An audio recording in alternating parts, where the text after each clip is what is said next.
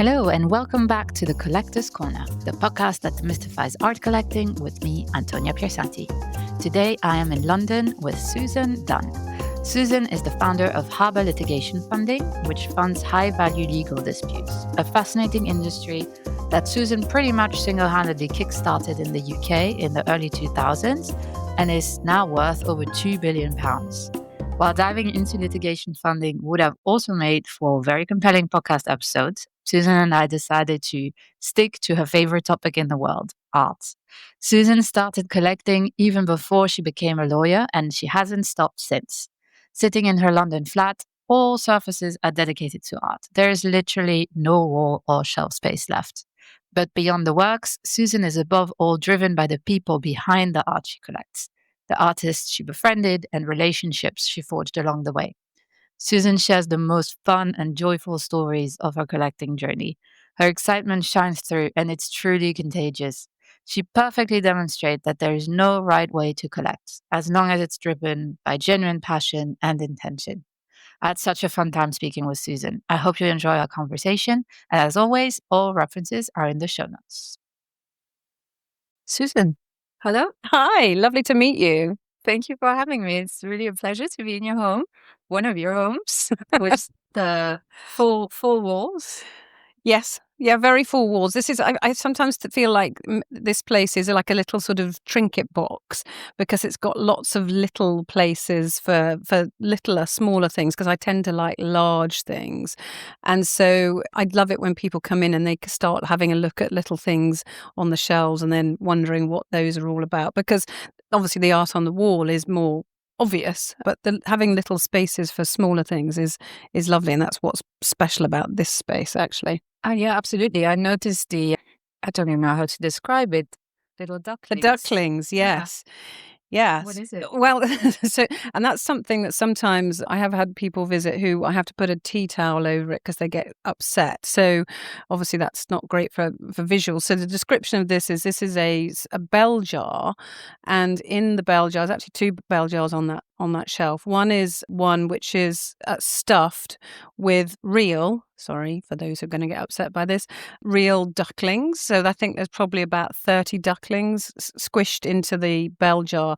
And actually next to it is another one by the same artist, which is it's a lovebird sitting on top of a grenade with the pin in its beak. So obviously there's symbolism about all of that. And the artist is a surrealist artist, and I've got a number of her other pieces around and about here, called Nancy Foots, Fouts, who's fabulous. And I'm delighted to say I got to meet before she died, who had an amazing house in sort of Camdenish, which was an old church. And she does a lot with taxidermy. And her house was like a treasure trove of amazingness that was just unlike anywhere else I've ever been. And she was a fabulous character. And I came to know her and have bought other things of hers. And I think people feel very squeamish about the ducklings, and I understand that.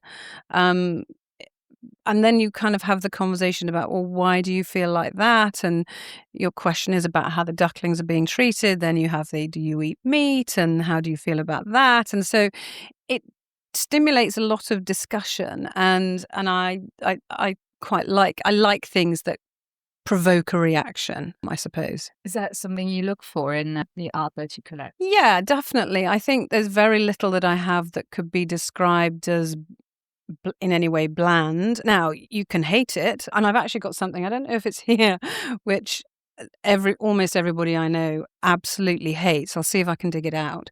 And it's made from a felting process. So it's slightly 3D, and it's this mother and child and a baby. And the artist obviously did it from somebody she knew who clearly didn't want it when it was finished, because the artist still had it. And I saw it and I just thought, it's so weird, and it's very tactile, and the baby looks horrific, and so people are really disturbed by it. And I used to have it up in my office, and even when I wasn't there, I'd have colleagues who say, you have to come and see this terrible thing. So I loved it. So we call it the Felt family, and I'll see if I can find it, because I'm not usually allowed to have it out because my partner's not keen on it. But I love things that make people go, oh, I've got to have a closer look at that, what's going on there. because I loved that I had a response to it. Now, artistically, you might say it's more craft than art, but I don't care because I just think it's fabulous that people kind of do that when they see it. And I think if you're any kind of artist, you want a reaction, don't you? Oh, absolutely. Yeah.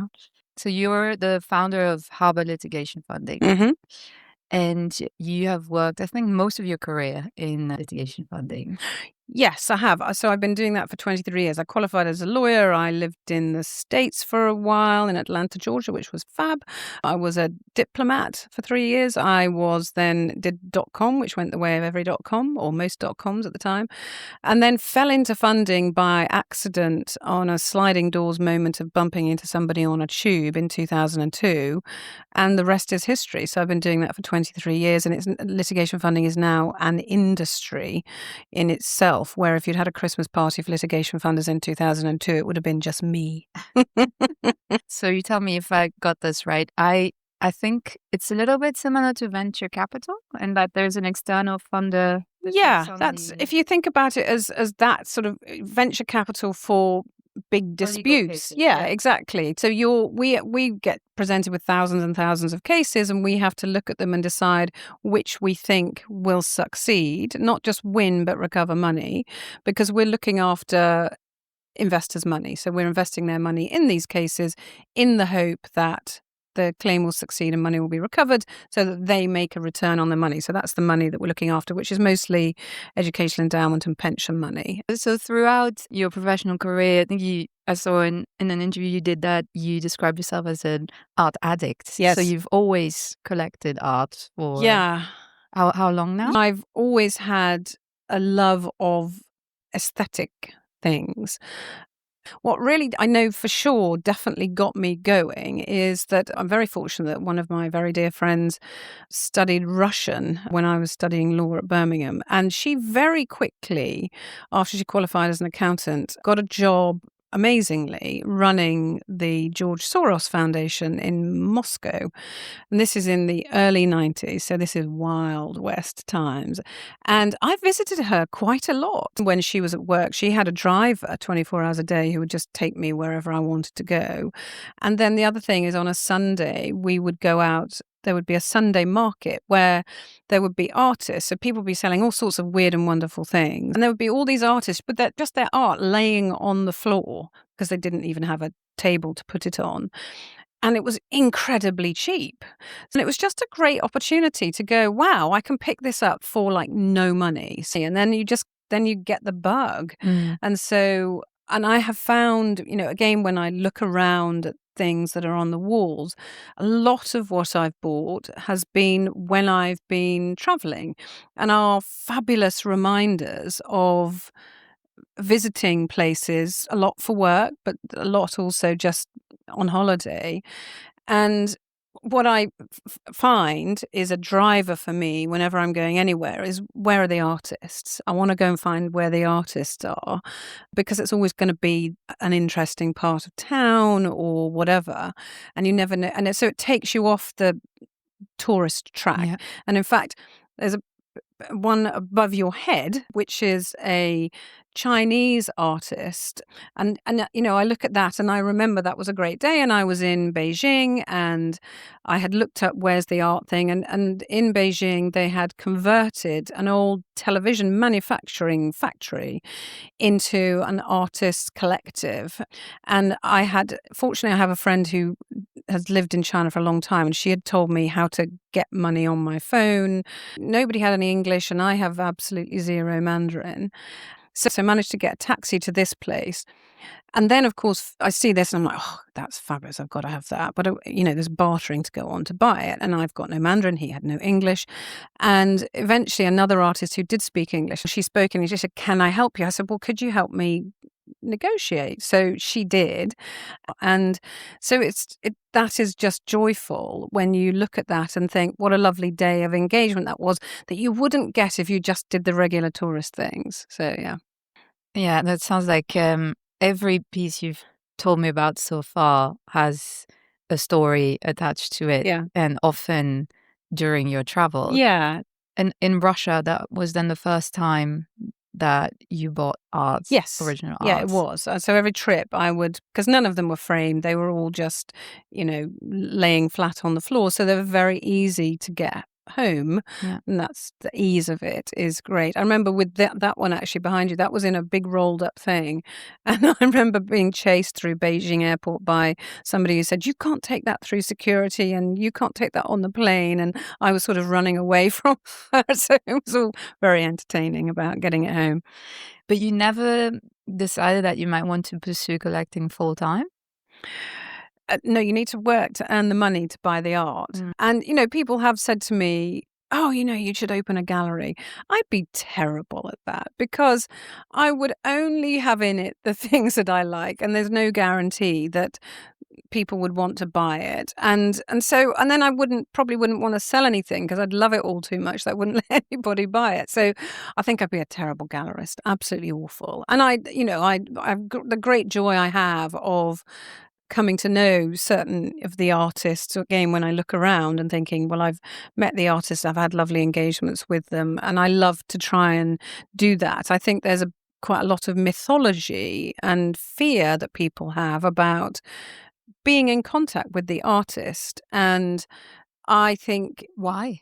I think people are shy, and I think they think, oh, I don't know how to contact them. And it's like, we can just email them and say, I'd love to come and see your studio, or I'd love to see what else you've got, or whatever. And it's absolutely not about trying to cut out the gallerists because they're a really important part of the whole ecosystem. But it is lovely to meet the people who've painted the thing. And so far, I've never yet, can't say I've met all of the artists, but I've never yet met an artist that I've thought, oh gosh, I wish I hadn't met you. And I do wonder if I met somebody at the time I was going to buy something, if I didn't like them, would I not buy the artwork? I think I probably wouldn't. Mm. I just think the process that people go through in order to generate what they do is magical to me, just magical. What defines then a good artwork for you? Or what do you look for beyond the emotional response? Yeah. What do you look for in an artwork before you consider buying it?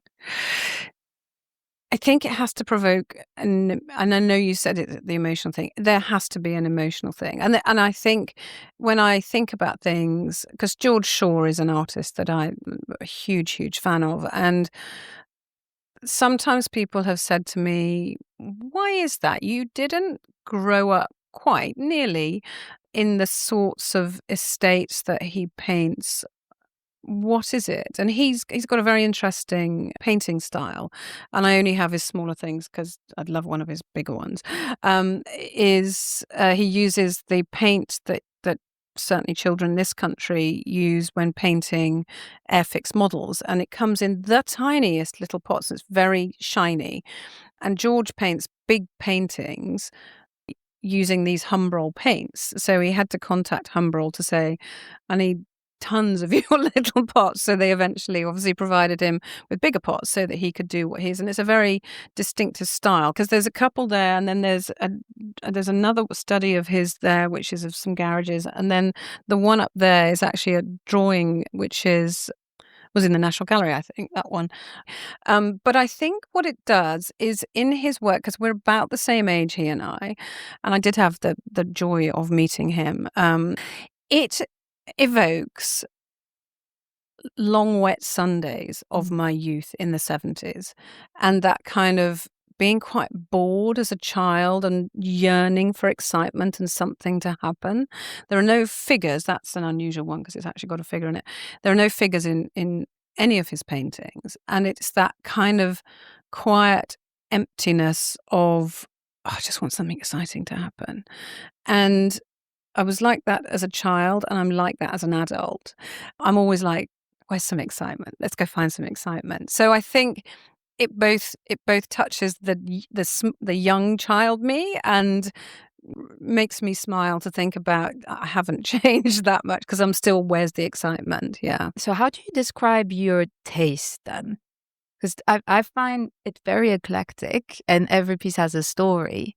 But do you see a sort of theme or definition of a taste that you have for yourself and how it's evolved over the years? Yes, I definitely do. And again, there's things that are not just reflective of a travel or a something, but I also feel very strongly that evokes my mood, the mood I was in at the time.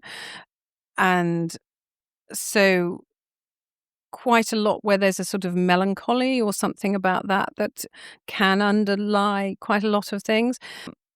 I definitely, when I was younger, liked abstract more than figurative. Mm-hmm.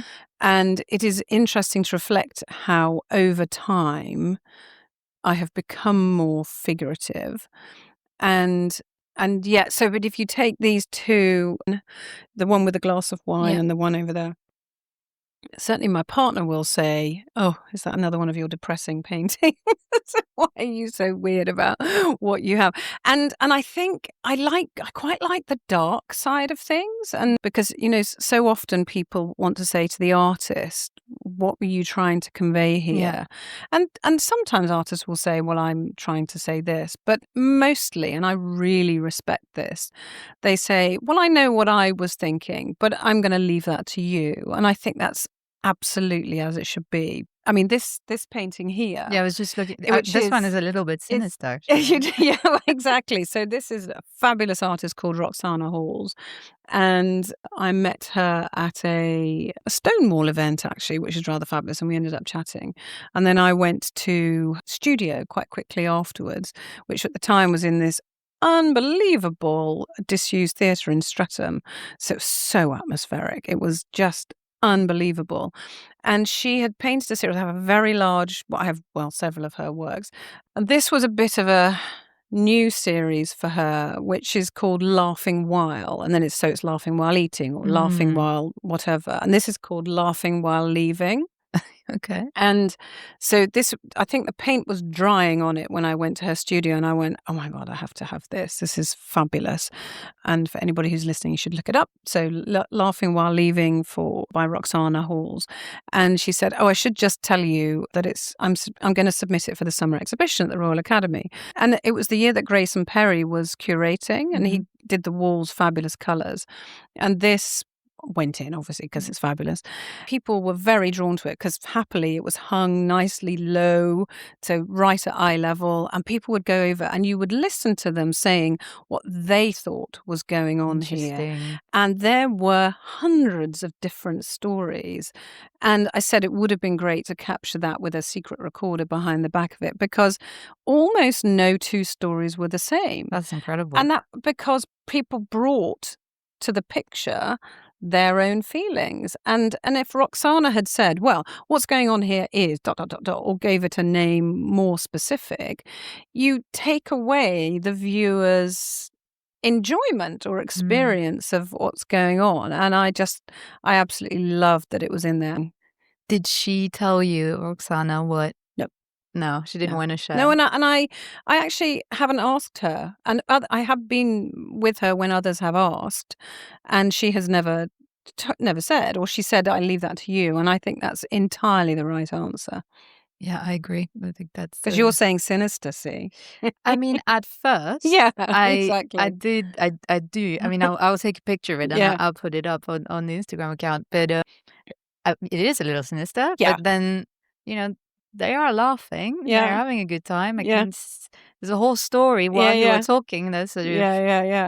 started playing in my mind as to what's potentially happening here. And I could see how it would resonate on many different levels with different people. Yeah. So it is very fabulous. Interesting. Yeah. When you think about your collecting journeys over the last 20 years or so, who have been the most influential figures for you? That's a good question. Do you know what's funny? It just came to mind is Peggy Guggenheim in terms of going to a place in Venice. And I love thinking about the life that she was leading because she was buying from this huge range of artists. And I just think it must have been such fun. there was a club called the Colony Club here in London where artists used to go. And then you would read stories about the artists, like Francis Bacon, who would, paint in the morning and then drink 3 bottles of wine in the afternoon and then start all over again the next day and still produce this extraordinary work. And in fact, my lovely friend Hugh, he works with Maggie Hamling, and she was kind of part of that, and I've come to know her a bit because of Hugh, and that's been a great delight. And the stories of the fun that they had, oh my God, I think I would have loved to have. It's not often, when people say, is there another time you'd have liked to have been born? I'm really happy at the time I was born, except I might have loved to have just been a little bit sooner so that I could have gone and hung out with them at the Colony Club and just been very naughty. That would have been huge fun. It's interesting that you mentioned Peggy Guggenheim, because I wanted to ask you if you're obviously a collector, but you also see yourself as a patron. So you have a lot of close relationships with many artists that are in your collection. I mean, look, I like to think in whether it's in work or whatever, that you pay it forward. And there are some artists who have genuinely become friends, and there's a great asset. And I don't know that there's actually some drawings of hers here which are really fabulous, called Sophie Glover.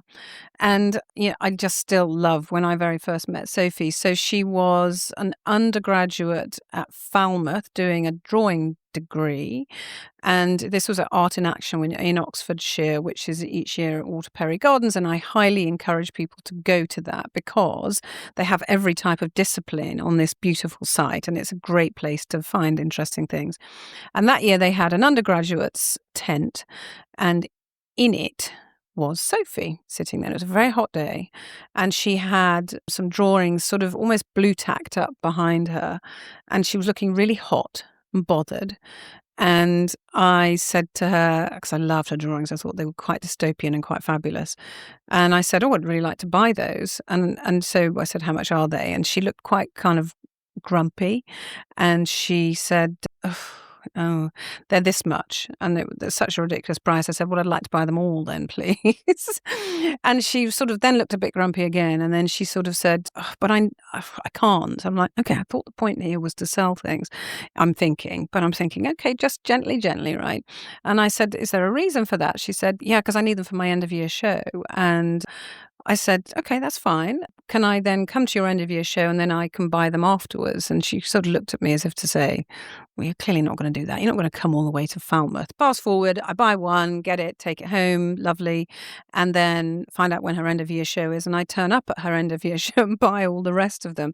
And the look on her face of like, oh my God, you came all the way to Falmouth. And we have been friends ever since. I think she's now 32. And the joyful thing about Sophie is she's the most unbelievably talented artist, and her drawing, which you will see, is spectacular. But then she's progressed into painting. Mm-hmm. And her paintings are nothing like her drawings and spectacular. And now she's moving into wants to do large paintings. And there's a particular grants that she's applied for. So I'm like a referee. And if I can sponsor her, I certainly do. Because it's so joyful to think, I met this person at 19, 20, and to watch that progression of this woman who also does amazing jewellery and is so unbelievably talented, and to watch the development and growth of her is a joy. Do you ever sell work? So have you ever sold No, artwork? I haven't. There's been a couple of things that I bought. So like this is an artist called Utamolan, who that thinks about 1967, who I really, really love. And I have several of his. And there's one actually that's in Cambridge called Death of a Friend, which is one of the most moving paintings ever. And I was very lucky to get to meet his wife. He unfortunately died of dementia. And that was an auction purchase. Okay. So I went to an auction that I used to go to regularly, and up it popped. And I went, wow, that's amazing. And was a ridiculously good price, I thought. Was this an artist you had on your radar? Nope, never heard of him. Okay. And that's the lovely thing about going to auctions is you get shown things that you would never have known had you not gone to the auction. Mm. So I bought that, and then I think I then bought 3 other pieces of his. I found one on eBay, ridiculously cheap. Somebody just didn't have space for it. That's really interesting. You obviously have bought a lot directly from artists. This from auction. Maybe you have a few other pieces. Yeah, I cut the George Shaw's off from auction from there, but I auction. bought a couple of others, I think, from his gallery. Yeah. The Herbert Gallery in Coventry, because when I'm in Leamington, that's not far, is a fabulous gallery, really fabulous gallery. That's in their permanent collection. They have, I think, 2 of his pieces, and that's when I first saw his work, and I was kind of mesmerized by it, and then found out a lot more about him. I think I bought both of those unusually at Sotheby's, I think. I'm not often in the Sotheby's league, but now and then, it's like, oh, okay, I'm going to manage to have a George Shaw's. So you sometimes buy from galleries, but it doesn't sound like that's the key criteria for you, that the artist is on part of a program already. No, if anything, mostly the people that I have bought, it's been earlier in that's funny, I've never thought about that. They've been earlier in their careers, and so might then go on to.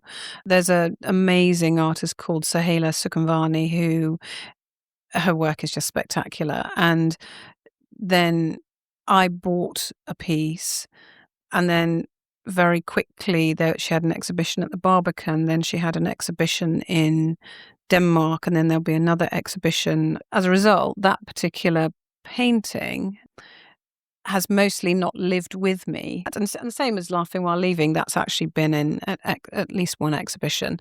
And that gives me great pleasure, because one of the things I feel sometimes is I feel a bit selfish that not enough people get to see some of these amazing things. So the answer is always yes, if somebody wants something for an exhibition, because absolutely you must share and see people see it. Yeah.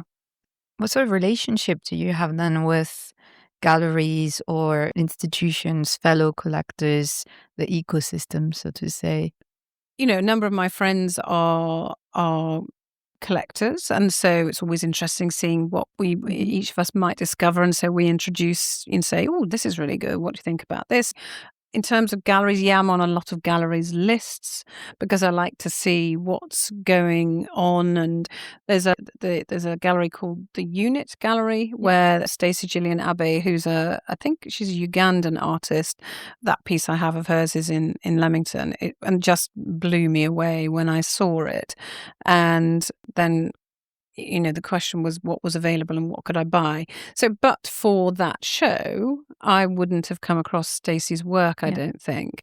And so, that's why galleries are so important. And things like I-54, the African Art Fair, is an amazing place to find people all in one place. So that's also a lovely opportunity. That was quite recently. Yeah, it was the week before last, and so kind of over the Freeze weekend. And for me, the quality of what's at I-54 is just spectacular. And of course, they're coming from Africa, so unless you're able to visit, it's that fabulous opportunity to make that connection and see the work, and then develop a relationship. And there's one that I didn't buy, I think about 3 years ago, and it still sits in my mind. And I finally tracked the artist down, and that I wouldn't have known about her but for this painting, which I lament not buying at the time, but it was a little bit out of my price range at the time. Does that happen a lot, that you regret? It's funny, I can think of that one, and I mean, you're realistic about things which are in the stratospheric price range. And I don't sit here going, oh, if only I owned a Picasso, that would be amazing. I don't feel like that. I feel like what I get to see and experience is so lovely that I don't feel like I'm missing out. But that one at I-54, I still picture and love and wish I owned. And there was another one of his, actually, Uta Molan's, that I missed out on because I didn't bid in time. I was not paying attention. Those are the 2, that I can think of. Which is not too bad. I know. I wouldn't mind a Barbara Hepworth sculpture, but that's out of my price range. So. Maybe one day. Yeah, exactly. An auction. Right. Do you feel any sort of responsibility as a collector to support underrepresented artists or younger galleries or specific programs through your personal collecting choices? Yes, I think I am always drawn to the less mainstream galleries and to come across artists earlier on in their careers. And if I can, then sponsor them through either residencies or something like that. I think it's just more interesting getting to know them and then watching, because for me, with zero artistic talent, watching their evolution or development is an enjoyable part of the whole thing. So it's nice to have that connection rather than just I bought a painting and I put it on the wall and that's it. Mm. I like to think about and see what's going on with them, and if I can be helpful, I will. It's almost like you seek that connection first and then almost cemented by buying an artwork. It's almost like your relationship with the artist. Yeah, there's an artist called Danny Howes. They've got a little one of his here, and this then developed a relationship with the gallerist. This is in Birmingham, a chap called Tim Ison, who's fabulous. I think it's called the Forward Gallery now. Very, very early on in that gallery's life, they had a connection with a restaurant called Carter's, which was fabulous. And so they had artworks from the gallery on the wall of the restaurant. And so I had a birthday lunch. Quite a lot of wine was drunk. And then I think it was me and two friends. We then went down the road to look at the gallery. And I saw this painting, which it's quite powerful. And I said, "Oh, that's great. I'll buy that." And I think Tim could see that we'd all had quite a bit of wine. And what he did was this: is he could have just flogged a painting to a drunk person, but instead he said, "I tell you what, I'll keep a hold of it. Why don't you come back tomorrow, see if you still like it?" Just really respected him for not just going, "Oh, she doesn't know what she's doing here," buy a painting. And I did still love it, and I do still love it. It's a very powerful painting of some men running, and what you don't know is, are they running away to help somebody, or are they running away from having done something bad? And I found I liked that whole thing. And so he and I have now known each other for, gosh, a long time. I've introduced him to artists, he's introduced me to different works, and buying more of Danny's work and that sort of thing. And so that's a really lovely symbiotic relationship. It's not transactional, right? Not No, just it transactional. you're right. That's a really good way of describing it. It 100% is not And that's transactional. important to you. It is. And I won't name the artist. I think one of your questions was, have I sold anything? There is one thing that I do want to sell, because I realized I slightly bought it for a slightly transactional reason, and I don't want to look at it anymore. And it kind of, I don't have a good For feeling. that reason? There's one reason why I don't like it anymore, although it's very good. I just feel weird. I don't have a nice positive feeling, whereas if I look at everything else, it's all positive feelings. Yeah. And with that one, I'm like, "Oh, Susan, you were being a bit transactional." What happened that day? I don't know. I had for a sort of 10-minute brain freeze of going, I'll invest in art because of who the artist is. Right.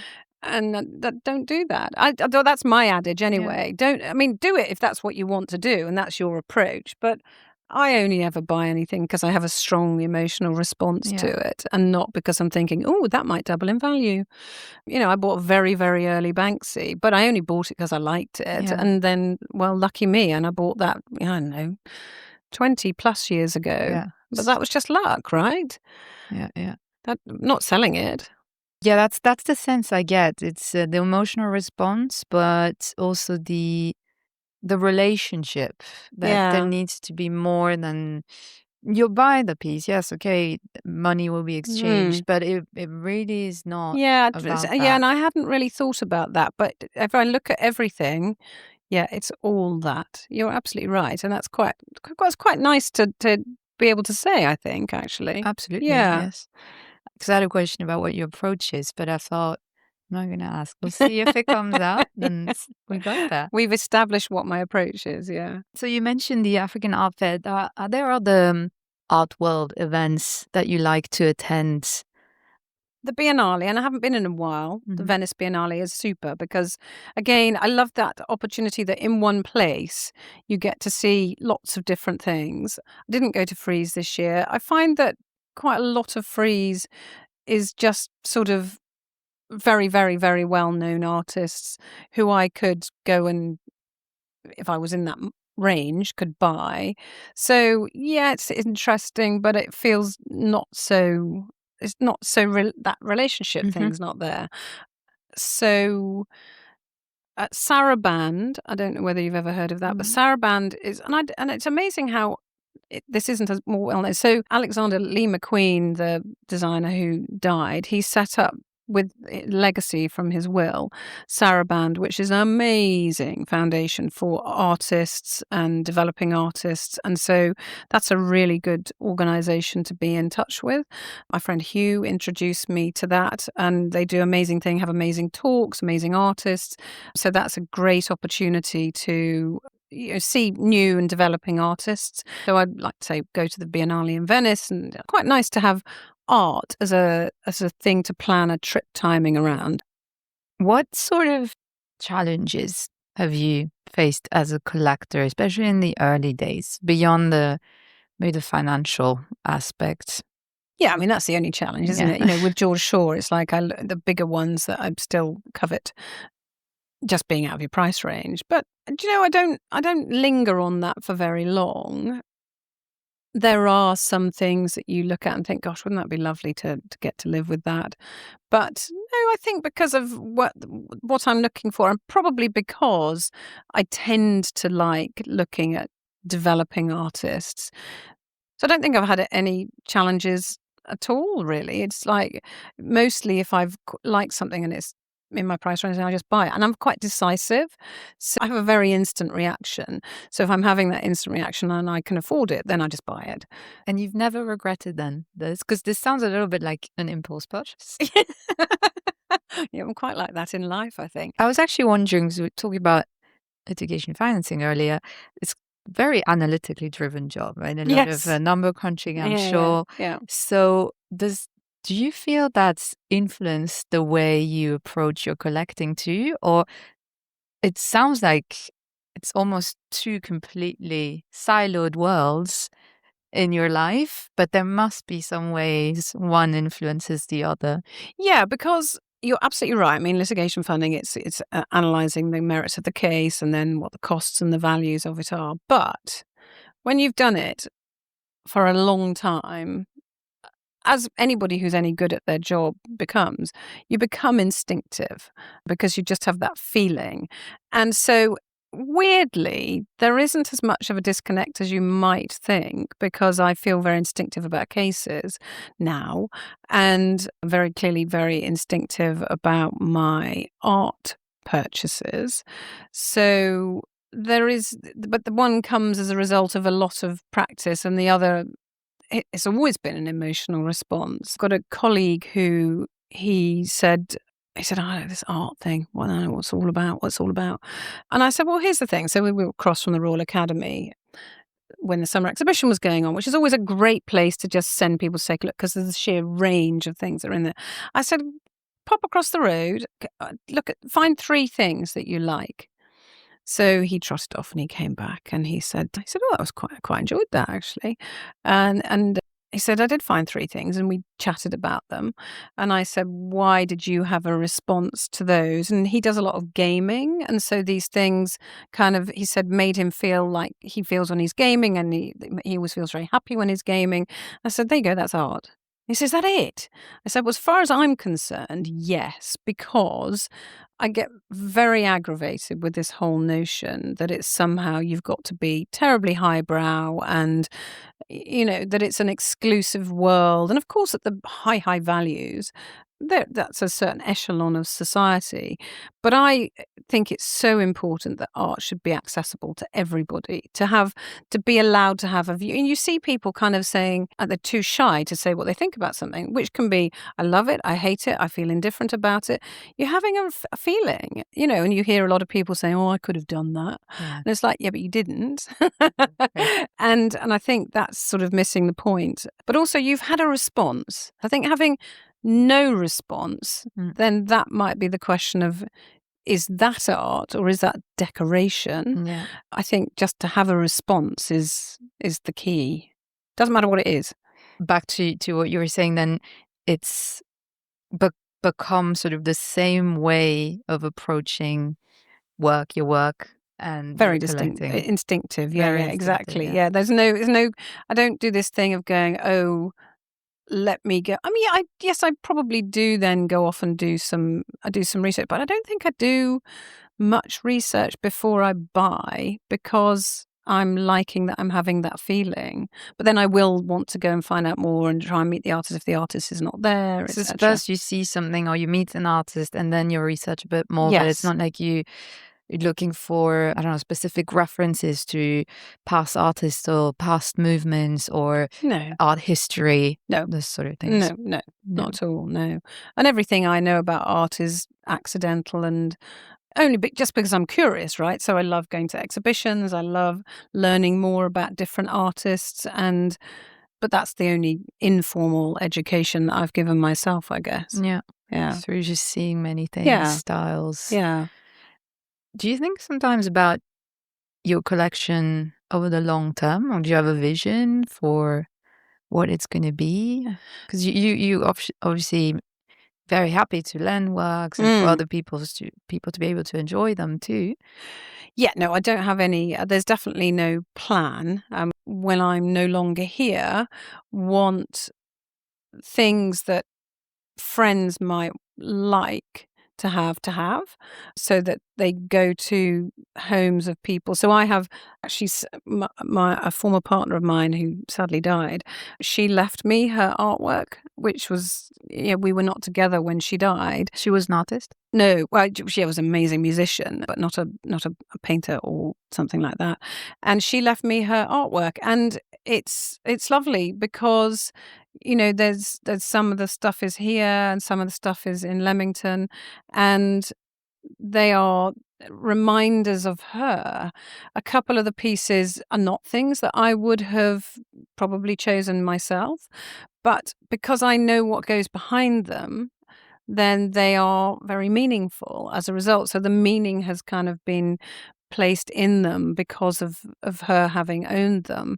And what an amazing thing that she did. I when I found out, I had no idea. I was overwhelmed because I just thought, wow, that's the best possible thing that I can have as a permanent reminder of her. It's lovely, right? Yeah. Sort of living through the artwork. Yes, always it's about the people behind the artwork. Yeah, exactly. What is something you wish you'd known when you started collecting? That I'm glad I've never been shy about being in contact with the artist.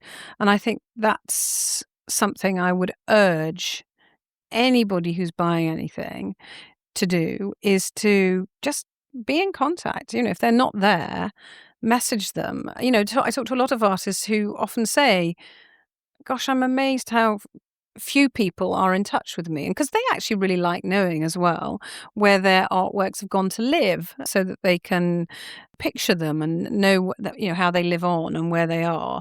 So I think I probably knew that early on, that I wanted to know the artist, and that for me is the bit that I really, really love. And if anything, I suppose what that does lead to is you end up collecting more of one artist. Yeah. And that's really lovely, actually, rather than, oh, I can't remember who that was, or I have not been in touch with them. And then, of course, they tell you about shows they're in. And then if they're in shows with others, then you get introduced to others. And that's the kind of lovely momentum that comes from having established that relationship is that you then go into other worlds and see other things, and that's lovely. So I don't think there's anything that I feel like I wish I had done sooner, because I feel like I've done what I wanted to do. Yeah. I was wondering actually, when in your relationships with the artist, you said earlier that it's important that you like the person, right? On the human level. How much do you value also the thought process, or maybe why they chose a specific technique or a specific medium? Do you also talk about that, or is it really more about them as an individual? No, it's very much about, I love to know the stories behind how they came to perhaps have the technique that they have. If I come back to Sophie and her paintings, you kind of need to have had the explanation from her about what's being represented. It's still up to you about how you feel about it, but there's some particular mythology that she's represented with certain things that I wouldn't have known about had she not told me. So I do like that very much. I'm looking at Robbie Wraith's couple over there. I don't think I have asked him what he was trying to convey with that. And I and because I've been to his studio and now seen where it came from, that's enough for me. Cool. I have just a few closing questions. What's the last artwork you purchased? It's actually Mexican. It's a Mexican sculpture that's hanging upstairs, which I will show you in a minute, which arrived after a recent trip to Mexico, so bought it in Oaxaca.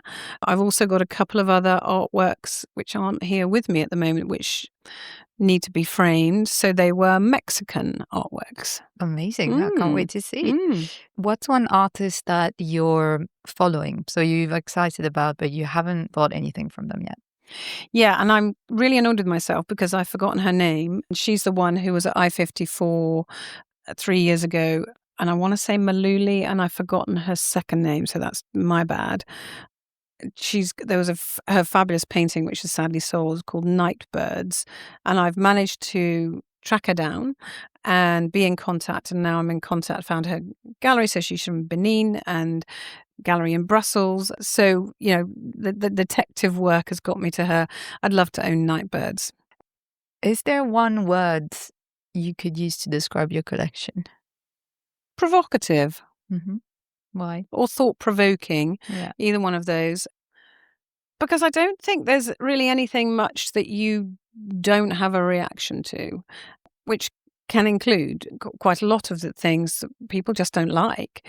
And I'm absolutely fine with that. I think that's fine by me. This is entirely for me, which sounds like a very selfish sentence to utter, but it's entirely for me. So I don't care what you think. It's that I love it. Amazing. And finally, is there a collector maybe or a patron that you look up to? You mentioned Peggy Guggenheim, but maybe someone more contemporary. Yeah, so there's this amazing group, and I'm not sure if I'm going to name the group because I think I want to not, because it's quite an interesting group that I've just been invited to join. And this group was set up by a man who I suppose probably felt a bit like me, which is sort of this whole exclusivity thing he recognized was not great for just regular individual purchases. So he formed this group, which I think has about 40 members, because he then said, right, as a group, we are more powerful than the individual. And then if we go to a gallery and say, well, we'd like to be first through the door, or we'd like to have the first opportunity to see the new things that you're doing, he's bringing the power to the collective. And I thought, wow, that's such a phenomenal idea. By being together as opposed to acting all individually, then galleries would pay more attention to them, because he, like me, had sort of thought there's quite a lot of snobbery in the art world. And so I tell you what, look at us, we're a group. That's been a lovely recent discovery that I've been invited to take part in. And they do some amazing trips. So unfortunately, I can't make the next one. But yeah, phenomenal. I'm intrigued. I know. Thank you so much, Susan. Well, thank you so much. It's been such a lovely thing to do. There's nothing I love talking about more than art. It was so fascinating. very, very happy. So thank you for Really enjoyed inviting it. me. Thank you. Thank you.